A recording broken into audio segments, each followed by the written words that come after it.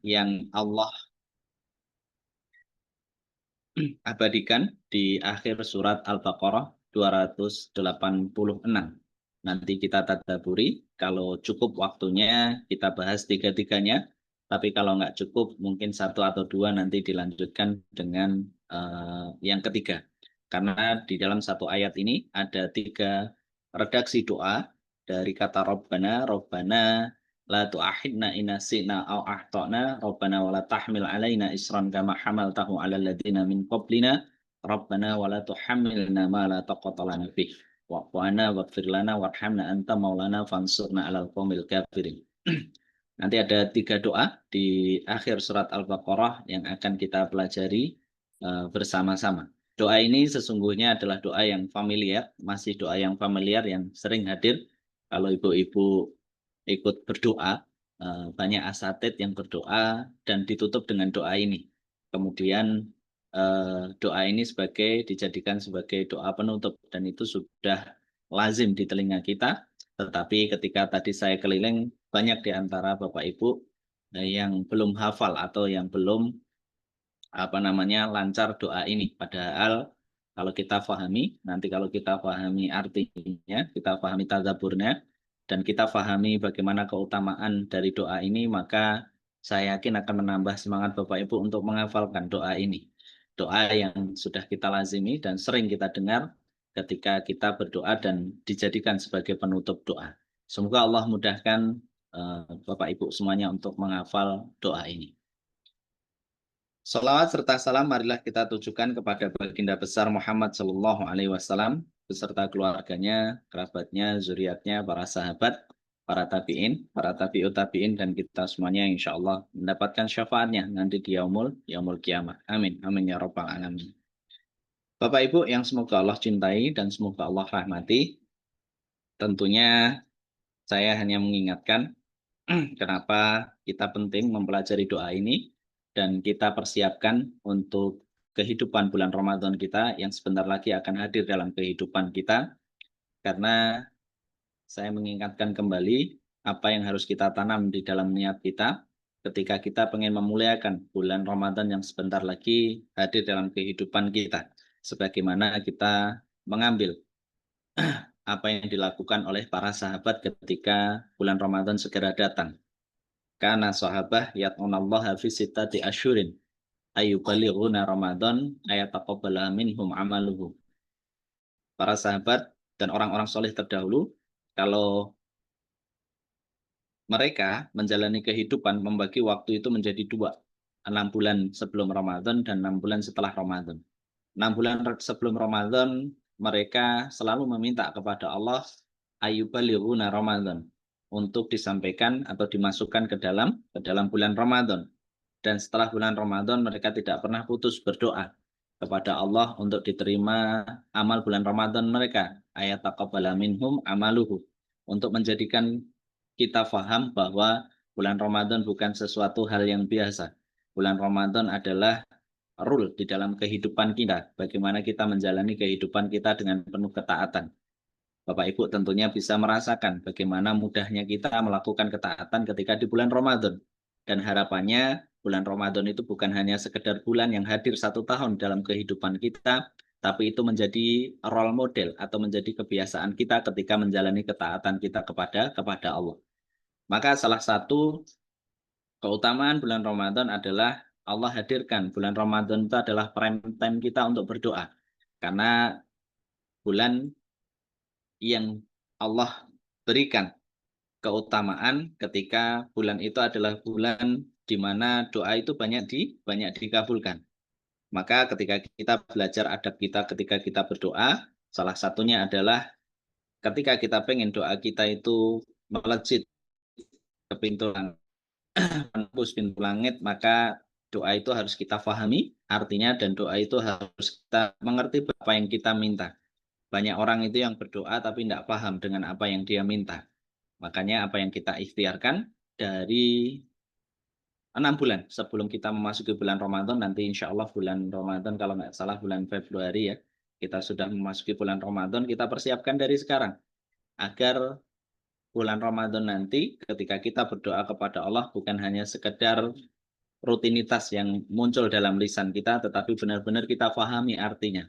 Bukan hanya sekedar lip sync yang kita sampaikan di dalam doa-doa kita, tetapi kita mulai berikhtiar untuk menghafalkan doa yang Allah ajarkan di dalam Al-Quran. Dan hari ini kita sudah melewati 5 doa yang kita pelajari.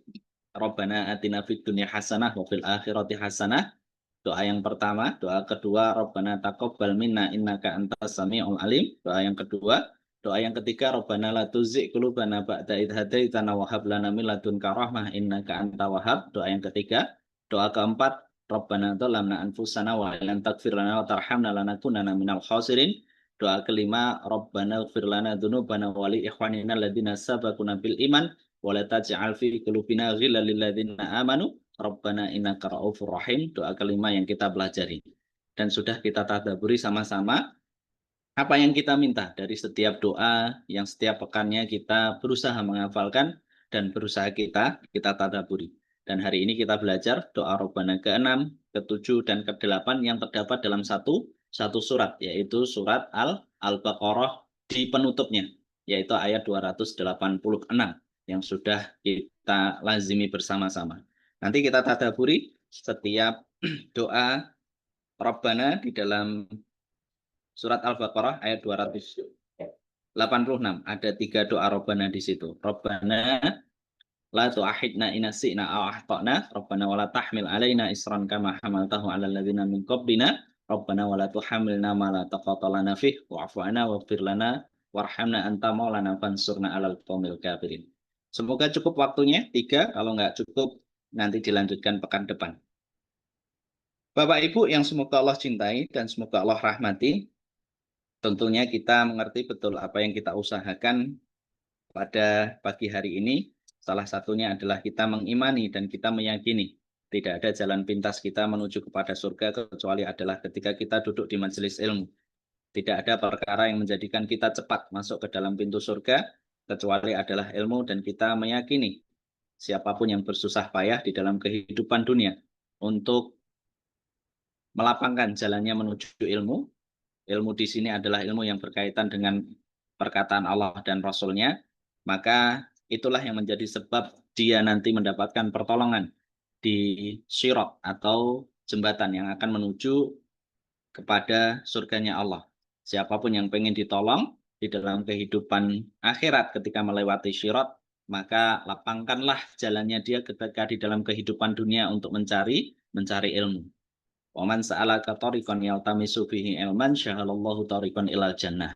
Barang siapa yang melapangkan jalannya menuju ilmu, maka Allah akan lapangkan jalannya menuju surga.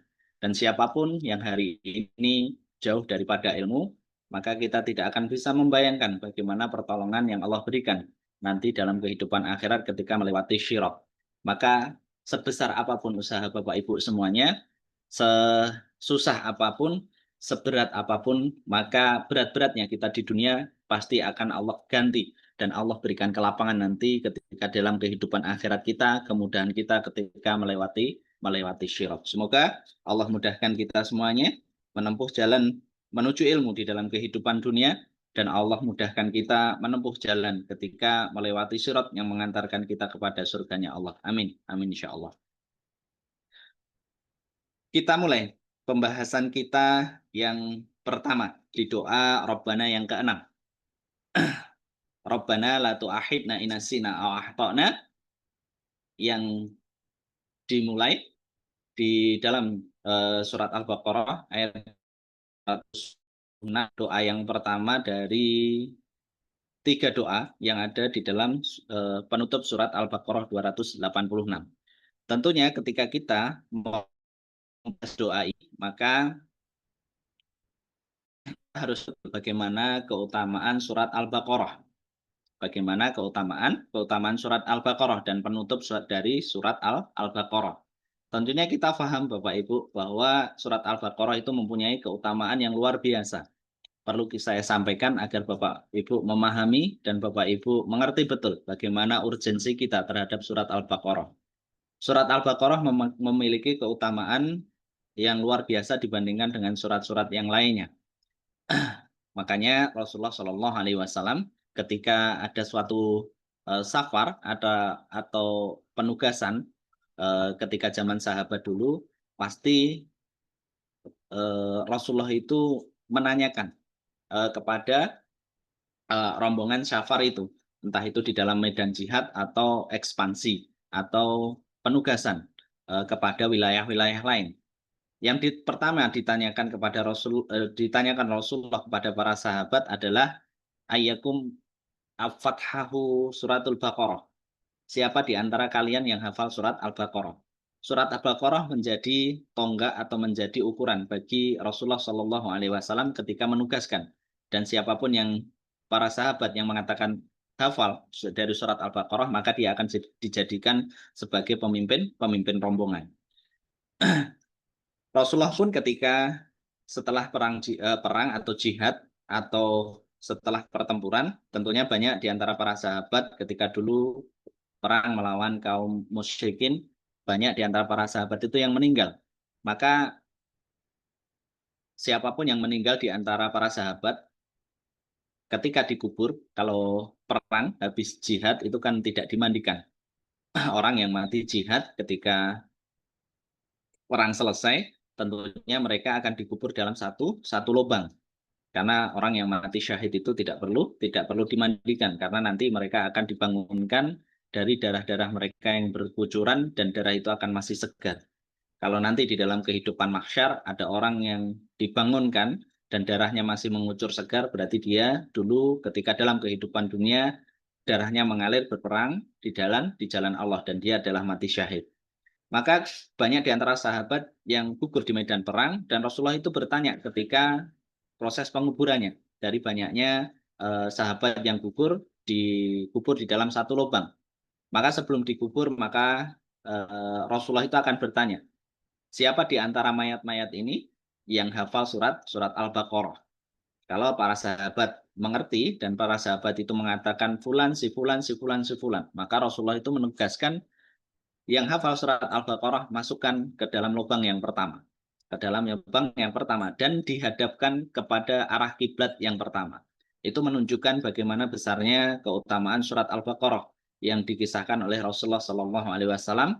Siapapun dari sahabat ketika safar dan hafal surat Al-Baqarah dijadikan pemimpin safar pada waktu itu. Dan siapapun yang meninggal di medan jihad ketika ditanya siapa yang hafal surat Al-Baqarah, maka dikuburkan yang pertama dan yang pertama kali menghadap kiblat. Itulah yang menjadikan kita faham bagaimana keutamaan surat Al-Baqarah. Makanya kalau kita ditanya surat apa yang perlu dihafal yang pertama, maka saya menyarankan surat Al-Baqarah yang dihafalkan yang pertama, atau kalau kita mampu hafalah surat Al-Baqarah. Karena Rasulullah itu menyampaikan suratul Baqarah fa inna ahdaha barokatan wa tarokaha hasrah. Surat Al-Baqarah itu siapapun yang mengambil dia akan mendapatkan keberkahan dan siapa yang meninggalkan maka dia akan mendapatkan penyesalan. Artinya apa? Artinya menunjukkan bahwa bagaimana keutamaan surat Al-Baqarah. Karena surat Al-Baqarah itu Bapak Ibu adalah surat yang luar biasa yang tidak diberikan kepada nabi-nabi terdahulu kecuali kepada Rasulullah Shallallahu Alaihi Wasallam. Kalau Bapak Ibu ingat peristiwa Isra Mi'raj, maka ada 3 perkara penting yang menjadi oleh-oleh dari Rasulullah ketika peristiwa Isra dan Mi'raj. Ketika Rasulullah dimi'rajkan di Sidratul Muntaha, maka yang pertama adalah bagaimana Allah itu menitipkan syariat sholat yang pertama. Yang kedua adalah Rasulullah itu diberikan penutup dari surat Al-Baqarah, dan surat Al-Baqarah itu Allah ambil dari perbendaharaan arsy-Nya Allah. Itulah yang menjadikan surat Al-Baqarah itu luar biasa. Penutup surat Al-Baqarah itu Allah ambil dari perbendaharaan arsy-Nya Allah langsung, dan Allah berikan hanya kepada Rasulullah Shallallahu Alaihi Wasallam dan tidak diberikan kepada Rasulullah terdahulu. Makanya nanti kita fahami kenapa ayat ini penutup surat Al-Baqarah 286 hanya diberikan kepada Rasulullah Shallallahu Alaihi Wasallam untuk menjadikan kita itu faham betul bagaimana cintanya Allah itu kepada Rasulullah dan kepada umatnya. Yang ketiga, ketika peristiwa Isra Mi'raj, yang ketiga adalah jaminan bagi umatnya Rasulullah diampuni dosanya kecuali diampuni dosanya kecuali adalah dosa syirik. Maka itu yang menjadikan kita paham hal terpenting oleh Isra Mi'raj itu yang pertama sholat, yang kedua penutup surat Al-Baqarah, dan yang ketiga adalah jaminan bahwa umatnya Rasulullah itu akan diampuni kecuali mereka yang berbuat syirik dan tidak bertobat sampai akhir kehidupannya. Itulah yang menjadikan kita paham syirik itu perkara yang luar biasa yang Allah benci karena kita sudah paham ya dan kita sudah belajar apa itu syirik. Syirik itu bukan hanya nyembah batu, syirik itu bukan hanya nyembah kuburan, syirik itu bukan hanya nyembah pohon.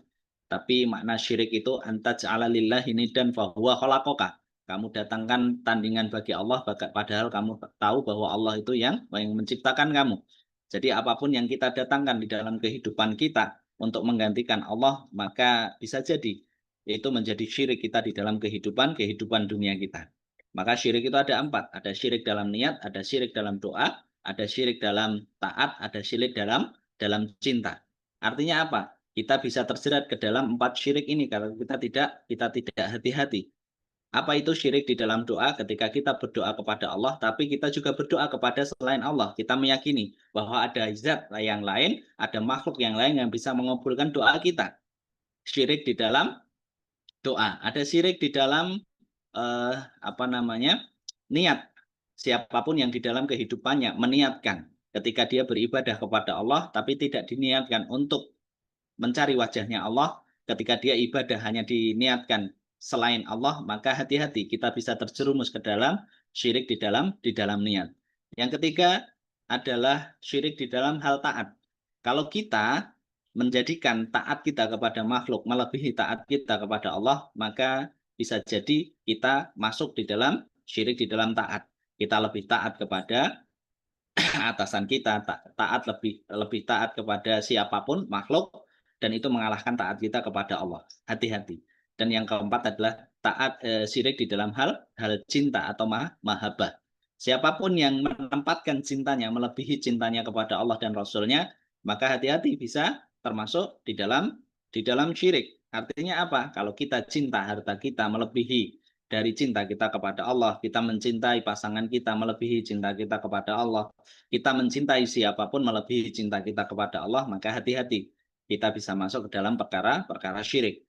Maka itu yang menjadikan kita paham. Yang ketiga yang Allah berikan di dalam peristiwa Mi'raj adalah bagaimana Allah itu memberikan jaminan kepada umatnya Rasulullah Shallallahu Alaihi Wasallam, ampunan kepada umatnya Rasulullah Shallallahu Alaihi Wasallam kecuali orang-orang yang berbuat syirik. Maka itu yang menjadikan kita paham. Salah satu yang dititipkan atau yang diberikan kepada Rasulullah Shallallahu Alaihi Wasallam ketika peristiwa Mi'raj adalah diberikan penutup surat Al-Baqarah ayat 208, 80, 86. Makanya kita mengerti betul ketika itu dititipkan atau diberikan hanya kepada Rasulullah Shallallahu Alaihi Wasallam, maka kita paham bagaimana keutamaan surat Al-Baqarah.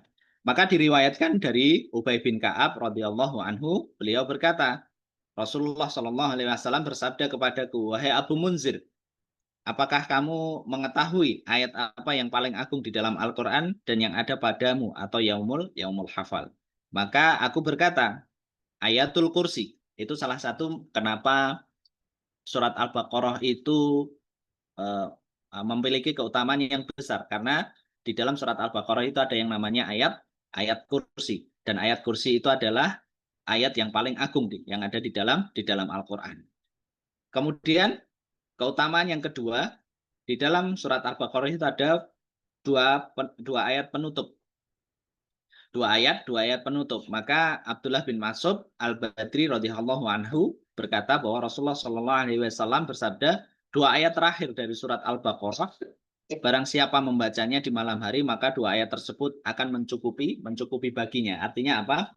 Artinya siapapun yang di dalam kehidupannya pada malam hari mengucapkan doa ini, penutup surat Al-Baqarah ayat 286, la yukallifullahu nafsan illa wus'aha maka sabat alaiha maktasabat rabbana la tu'akhidna in nasina aw akhtana rabbana la tahmil alaina isran kama hamaltahu alal ladina min qablina Rabbana wa la tuhammilna ma la taqata lana fihi wa'fu 'anna waghfir lana warhamna anta maulana fansurna 'alal qaumil kafirin, maka Allah akan cukupkan baginya.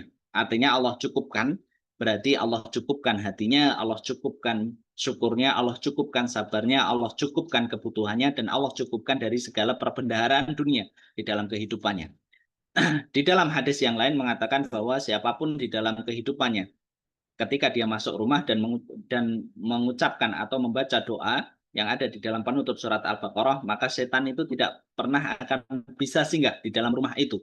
Artinya apa? Artinya penutup surat Al-Baqarah itu bisa menjadi penjagaan di dalam kehidupan rumah kita. Ketika kita paham betul bahwa ketika setan itu sudah masuk di dalam rumah kita dan singgah di dalam rumah kita dan nyaman di dalam rumah kita, efeknya apa? Kalau setan itu sudah nyaman di dalam rumah kita, maka kita akan mudah terlena dari ibadah-ibadah kita.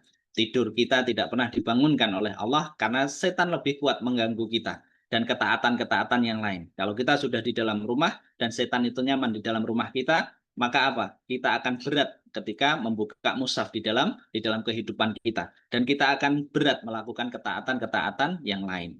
Maka siapapun yang mengucapkan doa penutup di dalam surat Al-Baqarah, maka setan itu enggan masuk di dalam rumah itu. Itulah yang menjadikan kita paham sebelum kita bahas penutup dari surat Al-Baqarah, kita paham betul bagaimana keutamaan surat Al-Baqarah. Dan surat ini, penutup ini, tidak pernah diberikan kepada rasul-rasul terdahulu kecuali kepada Rasulullah Shallallahu Alaihi Wasallam untuk menunjukkan bagaimana keutamaan Rasulullah Shallallahu Alaihi Wasallam dan bagaimana sayangnya Allah itu terhadap Rasul dan kepada umatnya. Ketika kita sudah paham bagaimana keutamaan surat Al-Baqarah dan penutup surat Al-Baqarah, maka kita mulai dari doa Rabbana yang pertama. Rabbana la tu'akhidna in nasi'na aw akhtana, itu yang keenam. Nanti yang ketujuh, Rabbana wala tahmil alaina isran kama hamaltahu 'alal ladzina min qablina. Yang kedelapan, Rabbana wala tuhammilna ma la taqata lana fihi wa'fu 'anna waghfir lana warhamna anta maulana fansurna 'alal qaumil kafirin. Kita bahas dulu yang keenam. Rabbana la tu'akhidna in nasi'na aw akhtana. Ada yang mau membacakan? Artinya. Saya, Pak Ustaz. Boleh, siapa aja. Ya Rob kami, janganlah Engkau hukum kami jika kami lupa atau kami melakukan kesalahan. Ya. Kalau kita hanya membaca saja, maka kita tidak akan masuk di dalam hati kita bagaimana besarnya keutamaan dari penutup ini. Bapak Ibu bayangkan, ini hanya diberikan kepada umatnya Rasulullah Shallallahu Alaihi Wasallam. Doa ini ketika dipanjatkan, ya Allah janganlah Engkau azab kami ketika kami salah dan lupa.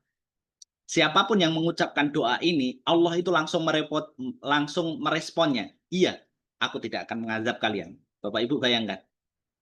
Siapapun yang mengucapkan doa ini, Allah itu langsung meresponnya. Ketika kita mengucapkan Rabbana la tu'akhidna in nasi'na aw akhtana, ya Allah jangan Engkau azab kalau kami itu salah dan lupa. Jadi kita itu sudah meminta kepada Allah dulu. Sebelum kita melakukan salah dan lupa, kita sudah minta ampun dulu sama Allah dan Allah itu langsung meresponnya. Dan ini hanya diberikan kepada Rasulullah Shallallahu Alaihi Wasallam. Saking sayangnya Allah itu kepada Rasulullah dan kepada umatnya. Bapak Ibu bayangkan dulu.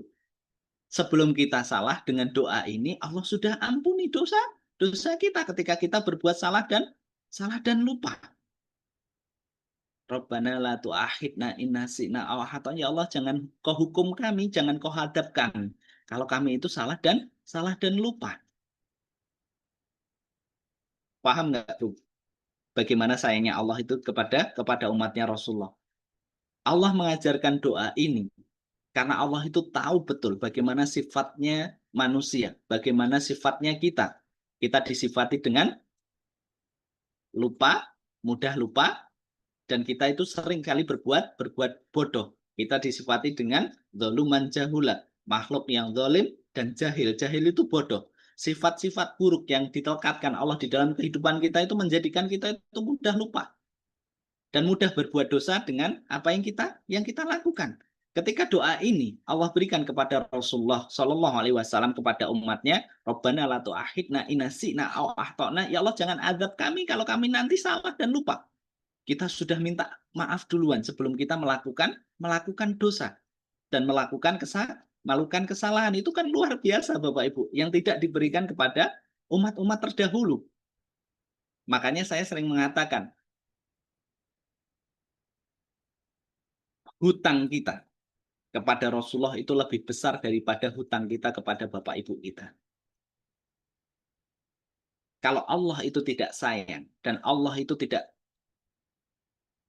cinta kepada Rasulullah, maka ayat ini itu tidak diberikan oleh Allah kepada Rasulnya saja. Mudah nggak ayat ini itu diberikan kepada umat-umat terdahulu? Mudah bagi Allah. Tapi kenapa penutup surat Al-Baqarah ini hanya diberikan kepada umatnya Rasulullah Shallallahu Alaihi Wasallam? Makanya kita beruntung betul Bapak Ibu hari ini ketika menjadi umatnya Rasulullah Shallallahu Alaihi Wasallam. Tidak ada kenikmatan bagi orang yang hidup di dalam kehidupan dunia ini kecuali dijadikan umatnya Rasulullah Shallallahu Alaihi Wasallam.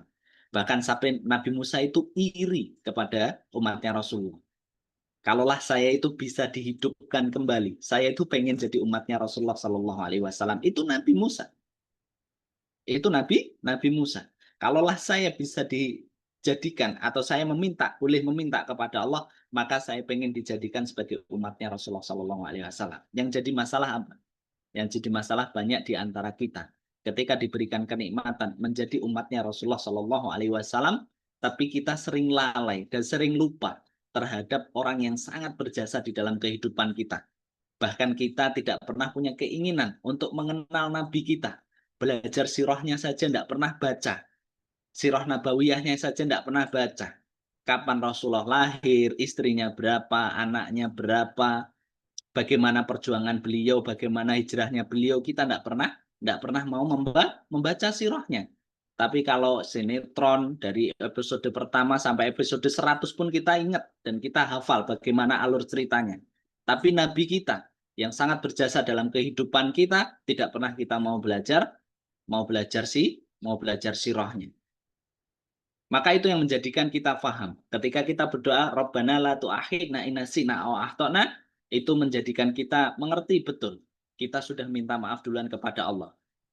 Karena apa? Tidak ada perkara yang menjadikan kita lupa, yang menjadikan kita salah kecuali adalah setan yang selalu berkolaborasi dengan nafsu kita untuk menjadikan kita itu lupa terhadap perkara-perkara yang menjadi kewajiban kita. Bukankah kita sudah hafal doa masuk kepada yang kita sudah lazimi setiap hari dari hal kecil. Kita masuk rumah ada doanya, kita keluar rumah ada doanya, kita masuk ke kamar mandi ada doanya. Ketika kita masuk kamar mandi kita minta perlindungan. Allahumma inni a'udzubika minal khabasi wal khubais. Kita minta perlindungan dari setan, jin laki-laki dan jin perempuan. Keluarnya kita membaca ghufranaka. Maka apa? Itu kan sudah menjadi kebiasaan kita. Tetapi berapa sering dan berapa kali kita seringkali tidak mengucapkan itu karena apa? Bukan karena kita tidak hafal, bukan karena kita belum lancar doanya, tetapi karena setan itu yang melupakan kita. Setan itu selalu berkolaborasi bukan hanya untuk menjadikan kita itu melakukan dosa dan kemaksiatan yang besar. Bukan untuk makan riba saja, bukan untuk berzina saja, bukan untuk melakukan dosa-dosa besar yang lainnya. Tapi perkara yang dilakukan setan, yang dilakukan di dalam kehidupan kita untuk menggelincirkan kita terhadap perkara-perkara ketaatan di dalam kehidupan kita itu ya dengan melalaikan dan melupakan kita dari perkara-perkara yang harusnya menjadi kelaziman di dalam kehidupan kita, di dalam ketaatan. Setan itu selalu melupakan kita terhadap perkara-perkara yang kita lakukan di dalam kehidupan kita dari apa yang harusnya kita lakukan di dalam kehidupan kita. Bukankah sering kita mengatakan, ya nanti tak telepon, tapi selama berhari-hari lupa nggak ditelepon. Ya nanti tak balas WhatsApp, ya nanti tak gini, ya nanti tak gini. Tapi berapa banyak perkataan-perkataan itu sering kali dilupakan setan dari janji-janji kita. Bukankah ketika ada teman kita, ya nanti tak kabarin, tapi beberapa bulan sudah tidak ngabarin lagi. Ya nanti tak WhatsApp, ya nanti tak kabarin, ya nanti tak balas, ya nanti tak telepon. Tetapi berapa banyak dari perkara yang kita ucapkan dan kita itu sering lupa dari perkara apa yang kita ucapkan, dari janji-janji kita, dan tidak ada yang bisa menjadikan kita lupa itu kecuali adalah setan di dalam kehidupan kita. Setan bukan hanya menjadikan kita berbuat dosa, tetapi setan selalu menjadikan kita lupa terhadap perkara-perkara yang harusnya menjadi kewajiban kita ketika kita menjalani ketaatan kita kepada Allah. Kita buka surat Yusuf ayat 42.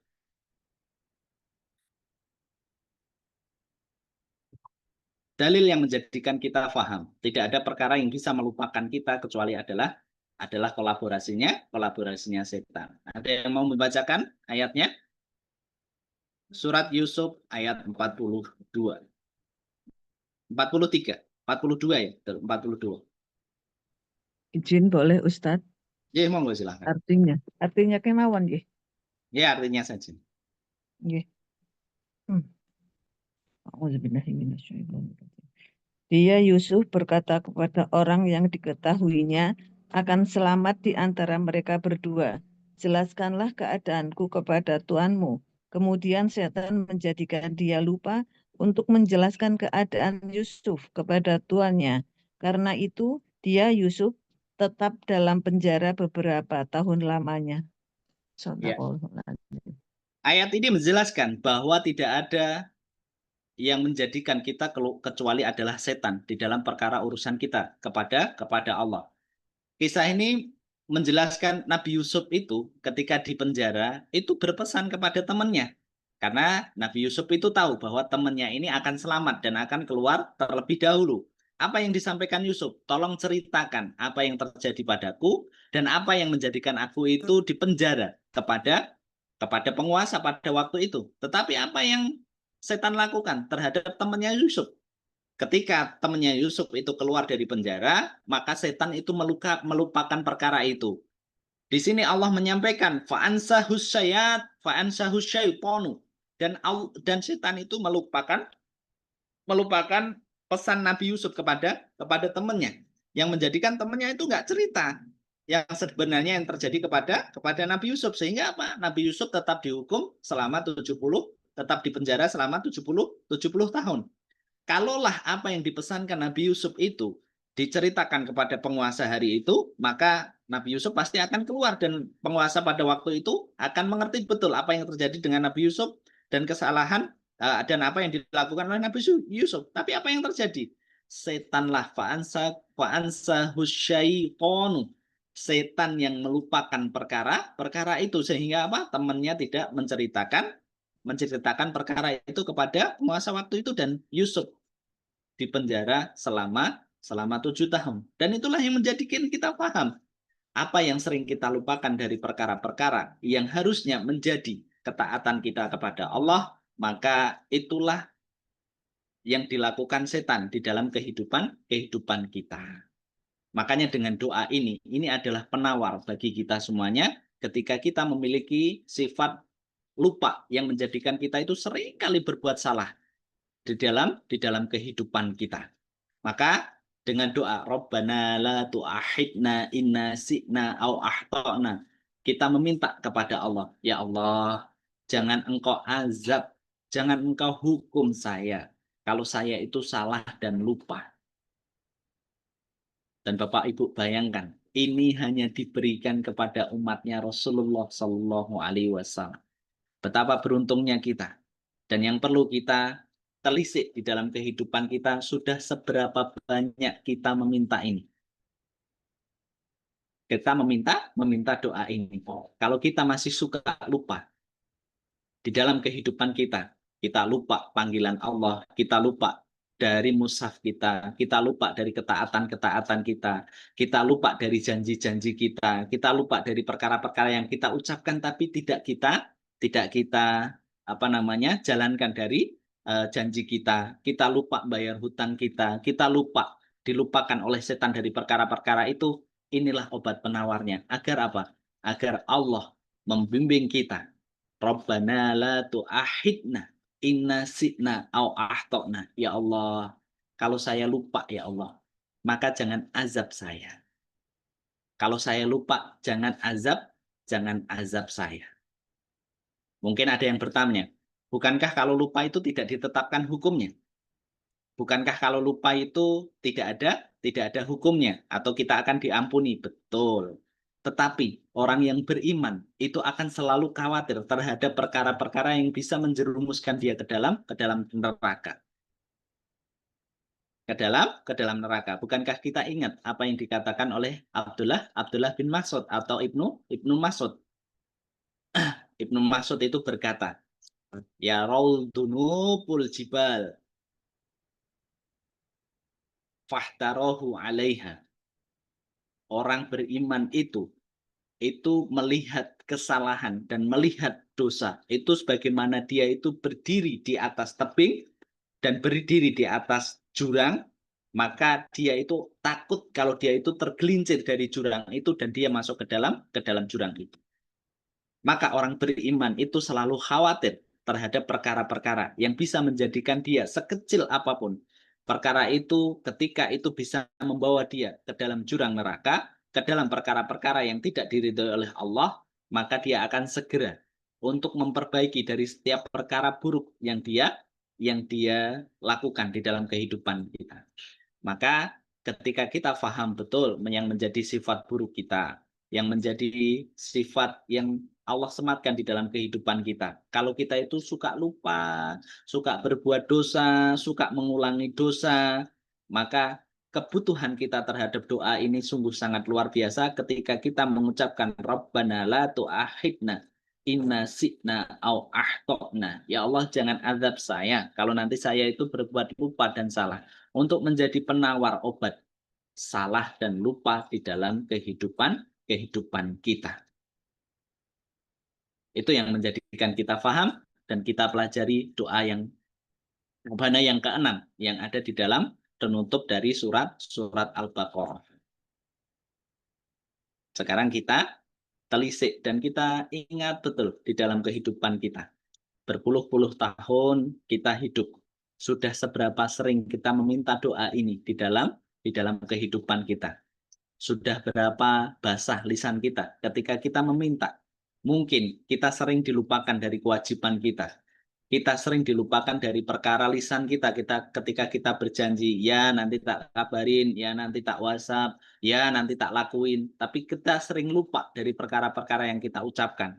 Kita sering lupa di hari itu dari perkara yang sudah kita janjikan di dalam kehidupan kita sendiri. Ya nanti saya habis maghrib buka mushaf. Oh ya nanti saya tidak telat sholat wajibnya. Oh ya nanti saya akan sedekah. Oh ya nanti saya akan melakukan sunah-sunah yang lain. Oh ya nanti saya akan membantu teman saya. Oh ya nanti saya. Tapi dari perkara yang menjadi komitmen kita sendiri yang sudah kita janjikan tetapi kita sering lupa dari perkara yang kita ucapkan mungkin karena kita tidak pernah dan tidak pernah mengucapkan doa ini dalam kehidupan kita, sehingga setan seringkali melupakan perkara-perkara yang kita ucapkan, perkara-perkara yang kita janjikan, perkara-perkara ketaatan yang kita lewatkan dari urusan kita kepada Allah, karena kita paham betul sekarang bahwa tidak ada perkara yang dilakukan setan bukan hanya tentang menjerumuskan kita terhadap dosa dan kemaksiatan yang besar, tapi setan sering melupakan kita dari perkara-perkara yang menjadikan kita lupa dari ketaatan yang kita bangun kepada Allah Subhanahu wa taala. Barakallahu fikum, itu yang pertama. Mungkin saya tambahkan satu, yang satunya saya lanjutkan pekan depan. Doa Robbana yang ketujuh. Doa Robbana yang ketujuh. Rabbana wala tahmil alaina isran kama hamaltahu alal ladzina min qablina. Boleh dibacakan artinya?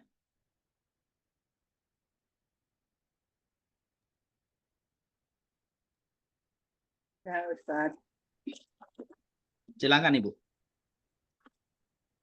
Ya Rob kami, janganlah Engkau bebani kami dengan beban yang berat, sebagaimana Engkau bebankan kepada orang-orang sebelum kami. Ya. Rabbana wala tahmil alaina isran kama hamaltahu 'alal ladzina min qablina. Ya Rabb kami, ya Allah, janganlah Engkau bebani kami dengan beban yang berat sebagaimana Engkau bebankan kepada orang-orang sebelum kami. Doa ini memberikan pemahaman kepada kita bahwa bagaimana nikmatnya syariat yang Allah turunkan di dalam kehidupan kita. Bagaimana Allah itu menjadikan syariat kita itu mudah. Allah itu menjadikan syariat yang ada di dalam agama kita itu sangatlah mudah untuk dijalani. Maka kita ingat betul apa yang disampaikan oleh Allah di dalam satu ayatnya, yuridullahu bikumul yusra wa la yuridu bikumul usra. Dan Allah itu menghendaki kemudahan bagimu dan tidak menghendaki kesukaran bagimu. Artinya apa? Artinya syariat yang ditetapkan di dalam kehidupan agama itu kita itu mudah, sangat mudah kita jalankan di dalam kehidupan kita. Kalau kita bayangkan Bapak Ibu, bagaimana syariat yang ditetapkan oleh Allah di dalam kehidupan nabi-nabi terdahulu, maka mungkin hari ini kita tidak akan pernah kuat dan banyak di antara kita itu akan meninggalkan syariat Islam. Kalau kita paham betul bagaimana sholat yang ditetapkan oleh Allah kepada nabi terdahulu itu adalah 50 kali. Kita hanya 5 kali. Apa yang bisa kita pelajari dari peristiwa Mi'raj? Ketika Rasulullah itu diberikan waktu sholat itu 50 kali yang sudah ditetapkan kepada nabi-nabi terdahulu. Ketika ditetapkan 50 kali, maka Rasulullah ketika kembali atau turun dari Sidratul Muntaha, ketemulah dengan Nabi Musa. Apa yang ditanya oleh Nabi Musa? Apa yang kau dapatkan dari Rabbmu? Wahai Muhammad, saya diperintahkan sholat 50 kali. Apa yang dikatakan Nabi Musa? Kembali kepada Allah.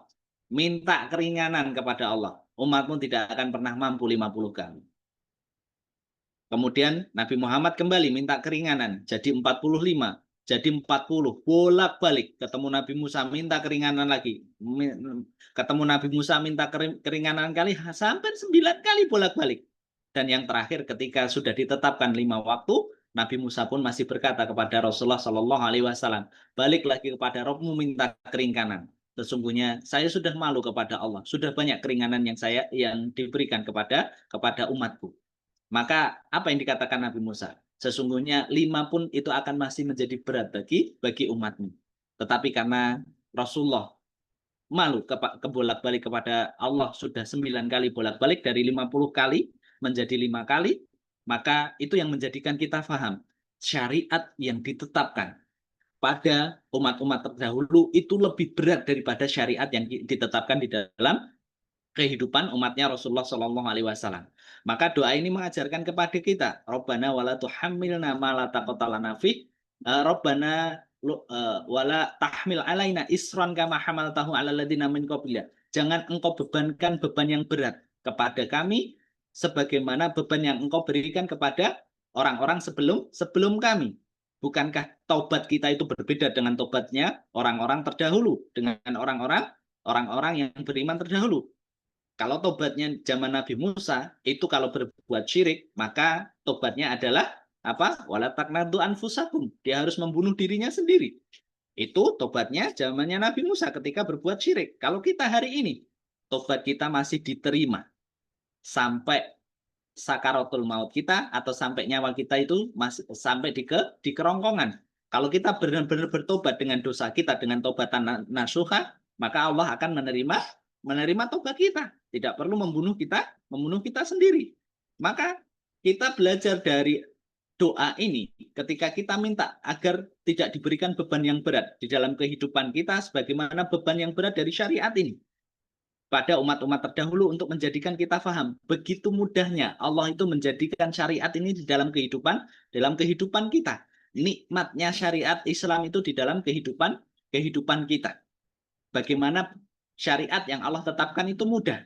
Bukankah banyak keringanan yang Allah berikan di dalam kehidupan kita?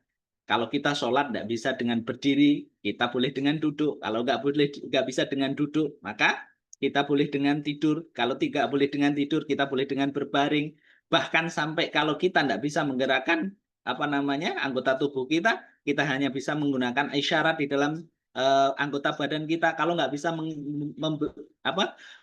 kalau tidak bisa dengan isyarat pun, maka kita dengan apa yang ada di dalam hati kita. Syariat zakat misalnya. Zakat ditetapkan hanya 2,5% dibandingkan dengan pajak kita hari ini. Pajak kita 11%, ya kan? Kita makan ada pajaknya 11%. Kita ke restoran, beli baju, semua ada pajaknya. Dan pajaknya 11%, 10%. Tapi syariat kita itu mudah. Zakat kita hanya 2,5%. Itulah yang menjadikan kita paham nikmatnya syariat ini.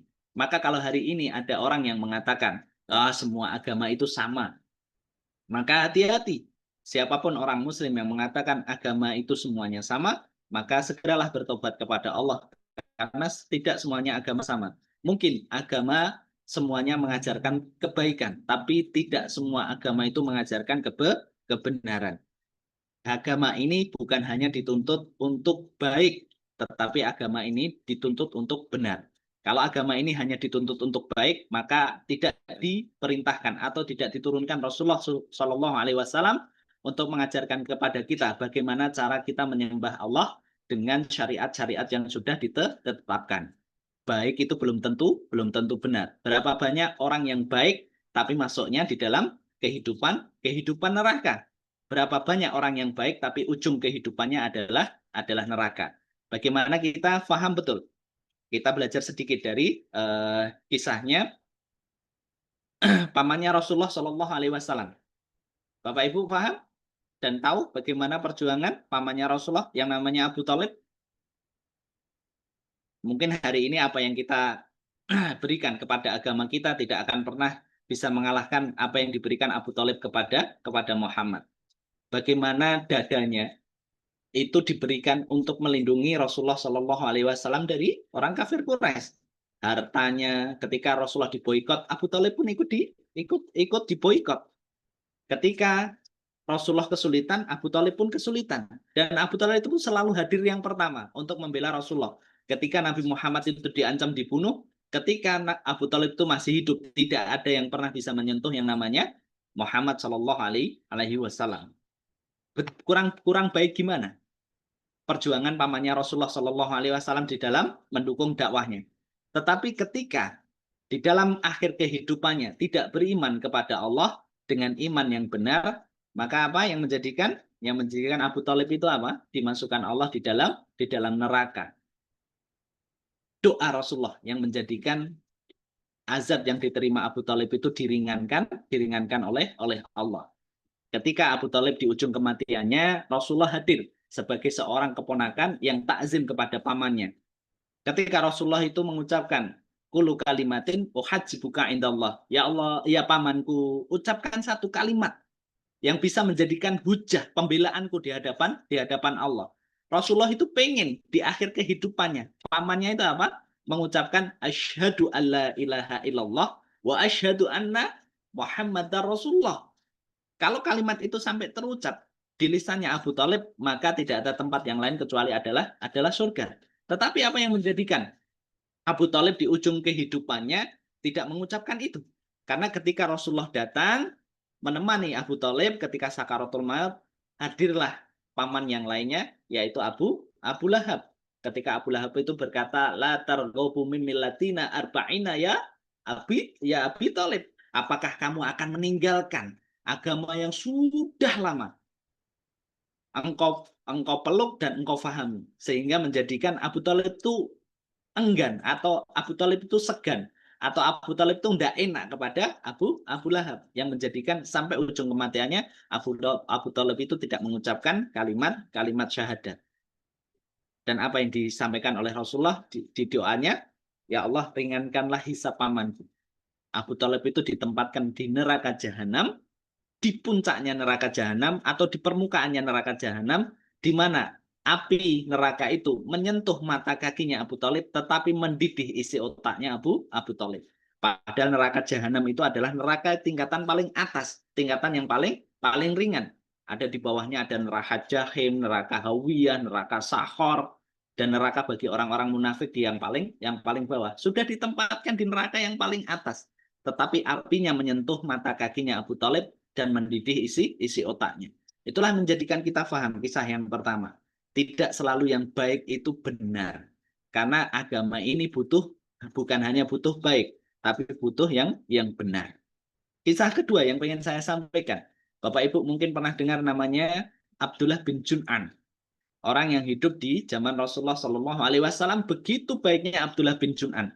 Orang yang kaya raya, orang yang selalu membantu kehidupan kaum muslimin, kalau ada yang kesusahan datang kepada Abdullah bin Jun'an dan diberikan bantuan, dan Abdullah bin Jun'an itu punya di rumah itu perabotan yang khusus menjamu Rasulullah Shallallahu Alaihi Wasallam. Jadi ada piring, ada gelas, ada sendok, ada garpu, dan ada peralatan makan yang lain yang khusus disediakan Abdullah bin Jun'an di rumahnya. Jadi kalau Rasulullah itu berkunjung ke rumahnya, piring itu yang dipakai dan tidak boleh dipakai oleh keluarganya. Saking menspesialkan Rasulullah Shallallahu Alaihi Wasallam. Tetapi apa yang terjadi dari kebaikan-kebaikan Abdullah bin Jun'an? Ketika Ibunda Aisyah itu bertanya kepada Rasulullah, ya Rasulullah, bagaimana akhir kehidupan dan bagaimana tempatnya Abdullah bin Jun'an? Apa yang dikatakan Rasulullah? Binar, di dalam neraka. Artinya apa? Kebaikan-kebaikan yang diberikan. Tetapi karena tidak benar imannya, ketika tidak benar keyakinannya, dan tidak mau beriman kepada Allah, maka itu yang menjadikan Abdullah bin Jun'an dimasukkan Allah ke dalam neraka. Walaupun baik. Dan hari ini kalau kita berkata, di antara kita masih ada yang berkata, semua agama itu sama, mengajarkan kebaikan. Betul, mengajarkan kebaikan. Tapi tidak semua agama itu mengajarkan tentang kebenaran. Dan syariat ini adalah syariat yang paling sempurna. Maka doa ini, Rabbana wala tahmil alaina isran kama hamaltahu ala ladina min qablina, mengajarkan kepada kita bagaimana nikmatnya syariat ini. Syariatnya ini, syariat Islam itu sudah dimudahkan oleh Allah. Syariat ini sudah sangat mudah kita jalankan. Makanya kita belajar dari surat Al-Maidah ayat 5. Ada yang membacakan surat Al-Maidah ayat 5?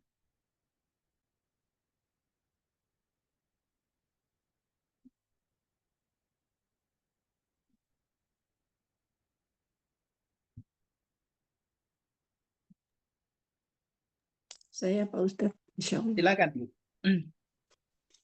Auzubillahiminasyaitonirrajim. Pada hari ini dihalalkan bagimu segala yang baik-baik. Makanan sembelihan ahli kitab itu halal bagimu, dan makananmu halal bagi mereka. Dan dihalalkan bagimu menikah perempuan-perempuan yang menjaga kehormatan di antara perempuan-perempuan yang beriman. Dan perempuan-perempuan yang menjaga kehormatan di antara orang yang diberi kitab sebelum kamu. Apabila kamu membayar mas kawin mereka untuk menikahinya, tidak dengan maksud berzina, dan bukan untuk menjadikan perempuan piaraan, barang siapa kafir setelah beriman, maka sungguh sia-sia amal mereka. Dan di akhirat, dia termasuk orang-orang yang rugi. Shadaqallahul Adzim.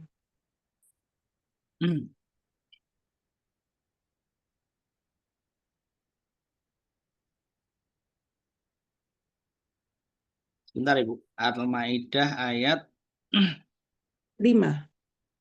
Sebentar. Al-yauma akmaltu lakum dinakum. Mohon maaf Ibu, Al-Maidah ayat 3. Al-Maidah ayat 3. Ya. Auzubillahiminasyaitonirrajim. Diharamkan bagimu memakan bangkai, darah, daging babi, dan daging hewan yang disembelih bukan atas nama Allah. Yang tercekik, yang dipukul, yang jatuh, yang ditanduk, dan yang diterkam binatang buas. Kecuali Akhirnya yang aja Ibu. Akhirnya aja. Di akhir pada hari ini telah kusempurnakan agamamu pada hari ini telah aku sempurnakan agamamu untukmu, dan telah aku cukupkan nikmatku bagimu, dan telah aku ridhoi Islam sebagai agamamu. Tetapi barang siapa terpaksa karena lapar bukan karena ingin berbuat dosa, maka sungguh Allah Maha Pengampun dan Maha Penyayang. Alhamdulillah. Sadaqallah.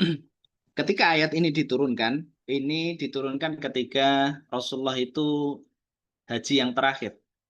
Haji yang terakhir.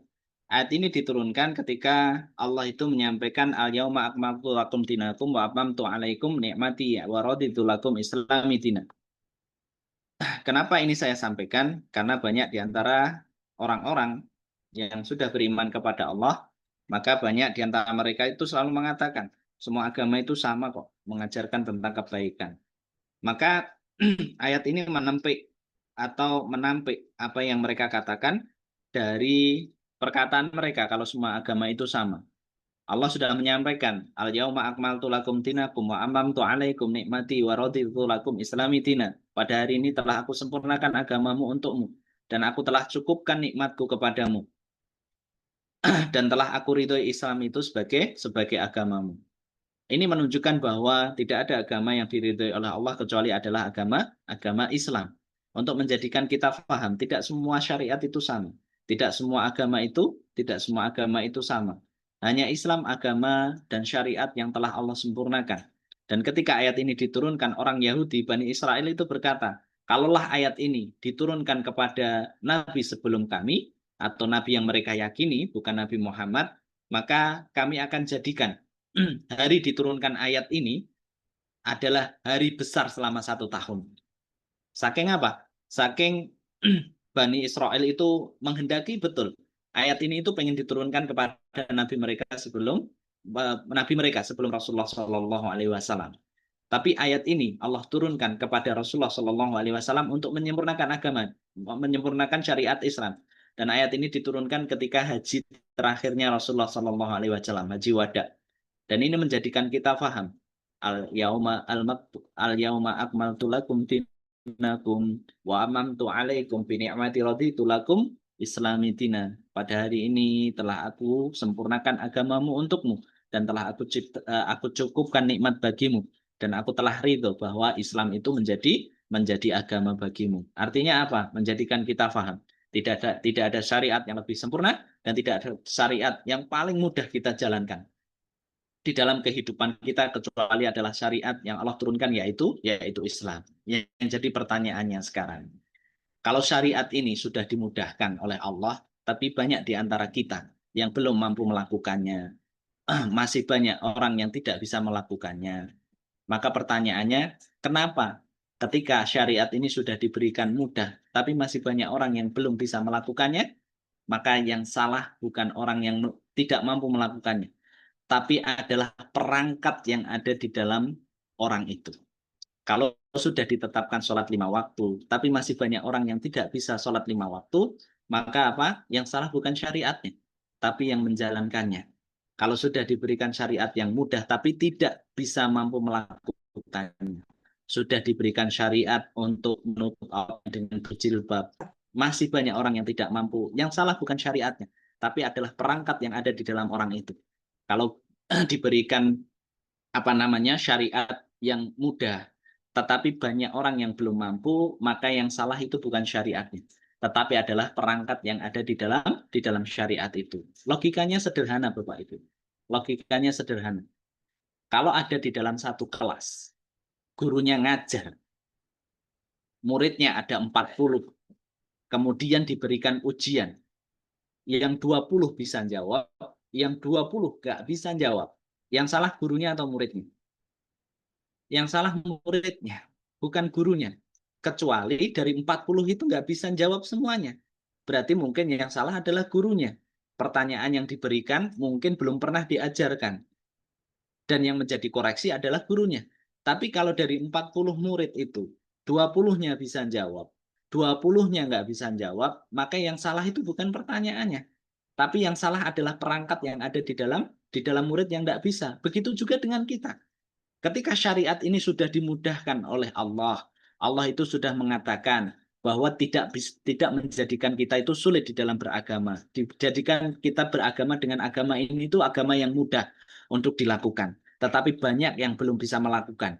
Kalau kita melihat banyak di antara kita masih bisa melakukan, masih nggak bisa melakukan sholat 5 waktu, masih suka bolong-bolong, tidak menutup auratnya, masih suka melakukan dosa, sudah dimudahkan untuk berbuat taat, tapi masih tidak bisa melakukan, maka yang salah bukan syariatnya, tapi yang salah adalah apa yang ada di dalam orang itu, perangkat yang ada. Mungkin perangkatnya sedang sakit atau perangkatnya sedang rusak, sehingga apa?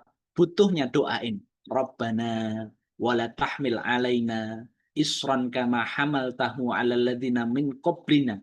Ya Allah, janganlah Engkau jadikan beban yang berat di dalam menjalankan syariat ini sebagaimana beban yang engkau bebankan kepada orang-orang yang terdahulu.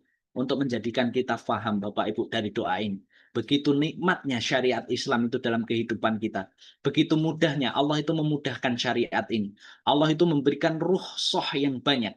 Dan Allah itu mencintai orang-orang yang mengambil rukhsah atau keringanan. Innallaha yuhibbu rukhsatan. Allah itu mencintai orang-orang yang mengambil keringanan. Kalau kita safar, kita diberikan keringanan untuk apa? Untuk mengkosor, mengambil dari 4 rakaat ke 2 rakaat. Kalau kita mengambil itu, Allah itu begitu mencintai orang yang mengambil rukhsahnya. Kalau kita tidak bisa sholat dengan berdiri, kita mengambil dengan duduk. Maka ketika kita mengambil rukhsah keringanan itu, Allah itu mencintai itu. Saking apa? Saking cintanya Allah itu di dalam kehidupan Nabi Muhammad beserta umatnya.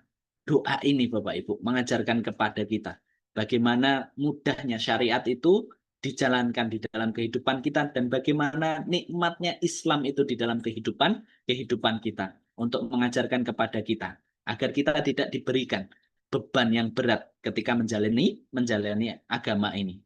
Maka ketika kita berdoa dengan doa ini yang kedua, Rabbana wala tahmil alaina isran kama hamaltahu alal ladzina min qablina, untuk memberikan pemahaman kepada kita dan kita meminta kepada Allah 2 poin penting. Syariat yang Allah bebankan di dalam kehidupan kita itu tidak menjadikan kita berat dalam menjalankannya. Yang kedua, kita diberikan kemampuan dan kita diberikan pertolongan oleh Allah di dalam menjalani syariat ini. Yang menjadi telisik dan menjadi muhasabah di dalam diri kita, sudah berapa banyak doa ini diucapkan di lisan kita ketika meminta Allah. Mungkin kita masih menganggap bahwa syariat itu berat ketika kita jalani. Ketika kita diperintahkan oleh Allah untuk bangun malam, kenapa masih berat? Ketika kita diperintahkan untuk baca Quran, kenapa masih berat? Ketika kita diperintahkan sholat tepat waktu 5 kali dalam 1 hari, kenapa masih suka mundur-mundur? Ketika kita diperintahkan untuk tutup aurat, kenapa kita masih berat? Mungkin kita tidak pernah meminta kepada Allah dari pertolongan Allah ketika kita meminta Rabbana wala tuhammilna ma la taqata lana fi wa'fu Rabbana la tu'akhidna in nasina aw akhtana Rabbana wala tahmil alaina isran kama hamaltahu alal ladzina min qablina. Dan kita tidak pernah meminta itu kepada Allah agar kita dimudahkan untuk menjalankan syariat ini. Kalau kita hari ini, ya Allah kok berat banget ya bayar zakat 2,5, ya Allah kok berat banget ya sedekah, ya Allah kok berat banget ya duduk di majelis ilmu, ya Allah duduk di majelis ilmu baru setengah jam kok sudah rasanya bosan banget ya, ya Allah baca Quran baru 1 lembar kok beratnya minta ampun, ya Allah sholat 5 waktu dengar azan kok nggak segera saya datang untuk memenuhi panggilannya, ya Allah kenapa berat banget padahal saya sudah punya uang, sudah cukup, umrah aja kok susah banget buat saya ngeluarin duit. Ya Allah, saya sudah punya duit tabungan udah cukup buat naik haji. Ya, tapi kok hati saya nggak tergerak ya buat daftar. Mungkin kita tidak pernah meminta Allah agar kita dimudahkan menjalankan syariat ini dari doa yang Allah berikan khusus untuk umatnya Rasulullah SAW dari penutup dari surat Al-Baqarah. Barakallahu fikum, itu yang bisa saya sampaikan 2 saja pada pagi hari ini. Masih ada sisa 1. Rabbana wala tuhammilna ma la taqata lana fi wa'fu 'anna waghfir lana warhamna anta maulana fansurna 'alal qaumil kafirin. Nanti kita bahas di pekan depan.